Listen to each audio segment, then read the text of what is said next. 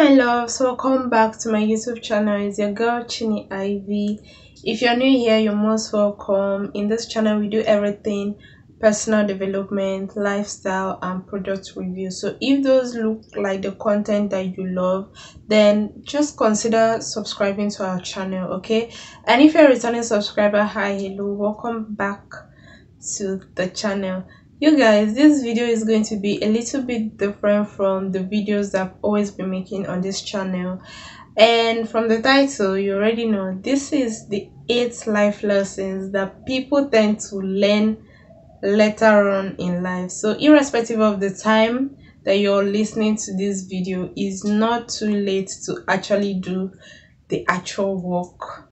First things first, you need to know that forgiveness is not always earned, but access is. Now, a lot of people usually associate forgiveness with access. That is why people usually say forgive and forget. The intention is when you forgive and forget, everything goes back to normal. Now, what forgiveness does is to help you let go of store emotions you have towards something or somebody. Just let go of those resentment, anger, all of those things that the person may have done to you. Forgiveness is not really for other people, it is for you. Imagine waking up every single day and you're just carrying the burden of the grudge you hold against somebody every single day. It will weigh you down, okay? Forgiving them means you're letting go of every bad emotion towards that particular thing. It also means that if you're in a situation to do good to that person, you will probably still do good to them because you're not holding a grudge against what they did to you. But here is the thing. It does not mean that they will have access into your life anymore. In this life, there's every tendency that people will do things to you. Learn to forgive. Especially if you're a Christian. There was a verse that I read that says, if we are to earn the forgiveness of God, we must first forgive people who have wronged us.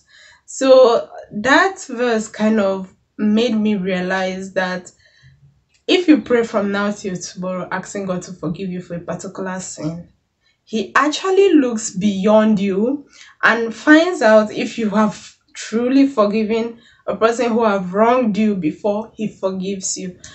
The second is that relationships can change your life forever. It can change your life for the good, it can change your life for the bad. And when I'm talking about relationships here, I'm talking about both platonic relationships and romantic relationships. There are a lot of people right now who are healing from traumas, who are healing from things they don't even know, because they met a particular person at some point in their life and their life just took a turn. There's nothing they can do about it. So that is why people who you are giving access into your life, people who you're calling friends, people who you're dating, they must be of good quality, okay? It's always quality over quantity.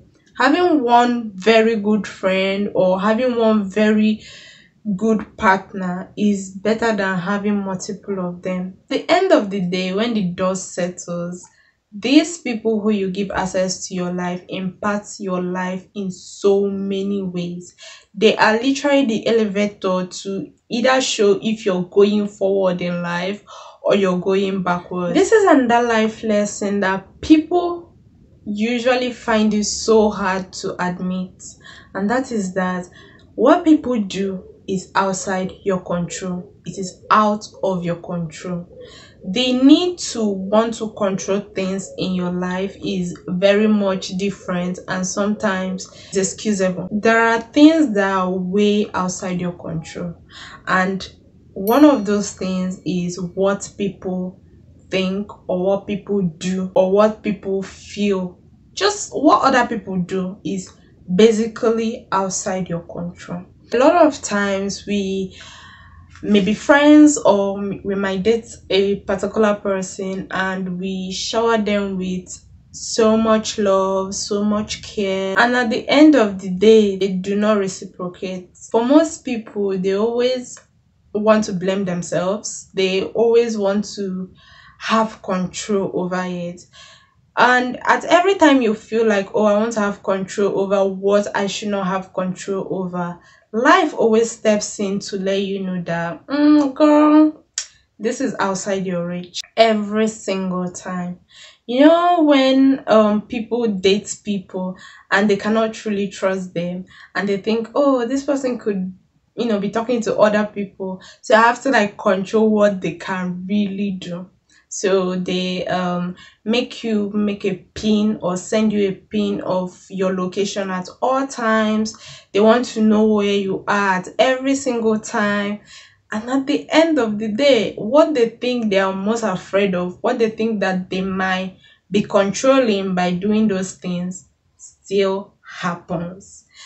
That is to show you that no matter what you do, you can only control what you do. You cannot control how other people will feel about you, what they will do to you. You can never control it. What you should do is to focus on how you react, how you feel, just yourself. That is the only thing you can truly control. Fourth life lesson that a lot of people overlook is this: if you want to live a happy life, you have to be grateful for the tiniest thing you have. At every single time you decide, you know what, I want to have this surge of happiness, I want to feel that dopamine always rushing through my veins, you should make sure that you always focus on the good.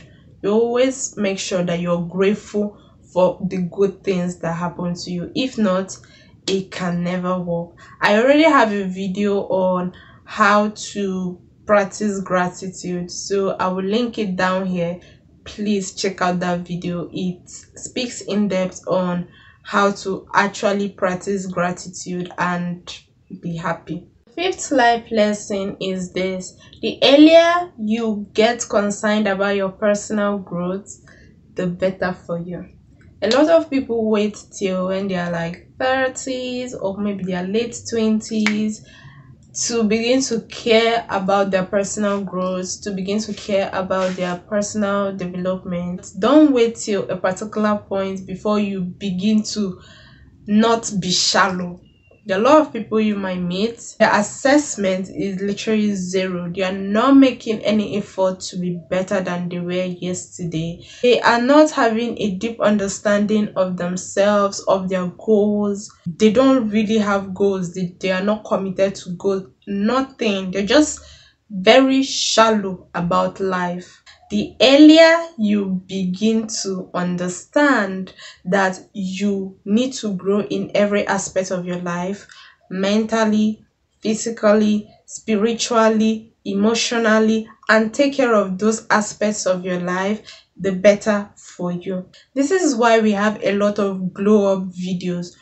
Those videos are not mostly, oh, dress this certain way or eat this certain thing. Is mostly about your personal growth. So you need to be concerned about your personal growth. See, like it or not, oversharing can lead to your death. Oversharing is sharing personal, sensitive information about yourself to people who don't even deserve to know about it. There are levels to relationships we have with people. Okay, there are people who we categorize as our close friends, probably because we've known them for a very, very long time. They've earned our trust for a long period of time. We've stuck with them. We've had a very healthy bond with them. There are people we just call maybe just friends. We have people we also call acquaintances. There are people we just call colleagues. And as such, there are certain information you cannot share to some people that we can share to others. You cannot go to the office and start talking to your colleague about your family issues, about your health issues, just because you are looking for something to talk about. Or I don't even know, why do people overshare? maybe because they feel like they're lacking something and they need to overcompensate for it, but it's not necessary. It can literally lead to your death, because there are certain things that you will share that a lot of people can use against you. All they need is information from your lips, and that is it. There are certain information you can share with your best friend that you cannot share with somebody you just met. If you share it with somebody you just met, they can feel really uncomfortable. And it also shows that they cannot trust your judgments because you talk too much. Stop talking too much. That's just what I want to say. The seventh and my most favorite is that prayer is an armor. It is an armor against a lot of things. And now you might disagree with me, but here is where I'm coming from. When you wake up in the morning, you always feel like your mind is in a lot of places. Most times you begin to think, oh, I have so much to do today and I have to, organize my day. But if you just lay down for a little bit and say a prayer, you might feel so much better. You might feel more hopeful to face the day. A lot of people feel that prayer is such a big, deep thing. Okay, things we see on the television of churches, how prayer is done, we think is such a big thing. We think it's like, arrangement of so many drama and grammars, and it's not. It's basically you talking to a higher being. And for me, I like to see God as my father, a heavenly father. And the thing is, if you live with your parents, you would never leave the house each day without at least greeting your father. So why then would you want to start your day without actually at least greeting your heavenly father? Literally, the guy is everywhere. So talk to him. You don't even need to be in a certain position. You don't even need to move your lips. That's how easy it is. You can literally pray anywhere in whatever form. Just talk to God. Whenever I battle with certain mental health issues, apart from maybe listening to podcasts and having a journal and writing down things, I also talk to God. I just basically tell him what I feel, and to me it feels like I'm talking to a person who truly understands. Even before I talk about it, this person truly understands me. Prayer is an armor for every single thing. My last and not the least, communication is a life skill. It will literally save you from a lot of things. It will save the other person who is involved with you from making assumptions that may not be true from your own aspects. So communicate. When you communicate, you should pray to communicate to someone who can apprehend, because those two work hand in hand. If you communicate and the person is not understanding and apprehending it, there will be a problem. Make sure you communicate in any situation you find yourself, relationships, friendships. The foundation of most of those relationships are usually communication. It's actually not very easy for a lot of people, but it's a skill everybody needs to know. It's a skill everybody needs to learn. That takes me to the end of this video. If you loved it, please like, subscribe, share this video, and I'll see you in my next video. Bye.